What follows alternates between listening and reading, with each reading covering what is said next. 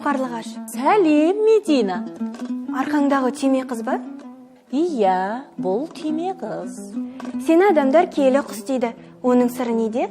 Бірде Айдаһар хан ауырып қалады. Оның дертіне жас сәбидің қаны ем деп кеңес береді. Ал мұны естіген Маса бесікте жатқан жас сәбидің қанын құтыға құйып алып, ұшып бара жатқан жерінен мен оның көзін жойдым. Содан бері адамзат мені киелі құс деп санайды. Қарлығаш, құты деген не?